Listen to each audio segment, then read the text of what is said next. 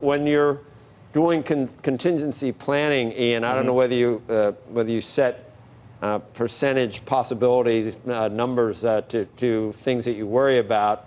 Is this on your radar as a real viable possibility at this point, or do you not really believe it could happen? Good morning. Thanks for having me. We are absolutely acting like it is a viable, real scenario because, quite frankly, the consequences of a shutdown would be devastating not only to our industry but to our customers. The rail industry specifically, 50,000 jobs rely on international trade. The export market for grain and corn out of the U.S. into Mexico is massive. Mexico is the second world's largest importer of those products, and at a time when our farmers are facing challenges with floods throughout the Midwest, shutting down that market would be pretty catastrophic. Mexico is the world's largest export market for the U.S. chemical sector.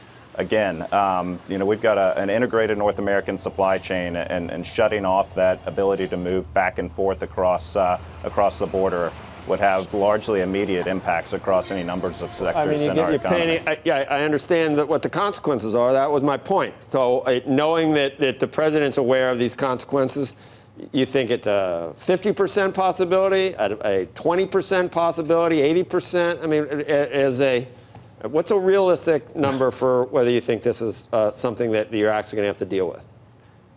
Well, we have to deal with it as though, it could be reality. At the same time, we were encouraged that Mr. Kudlow and the reports that the administration is looking at ways to potentially keep commerce moving during a heightened security increase on the border.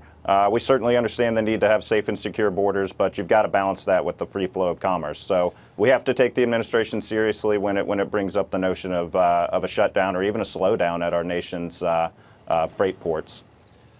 We've just seen this movie before with President Trump, though. I mean, we know when he's making a point, and a lot of times in making the point, the worst case scenario doesn't really come to pass in some of the threats. By the way, isn't that what some of these other senators and other folks have proposed? Not related to the wall, but in the conversations we've had in the past 2 hours about tax proposals and all sorts of things. Anchoring things sounds like the most that may be no, this actually has a chance of forcing people to. I don't know. Maybe you're feeling sensitive about your side of things. You're bringing that up in the. I am.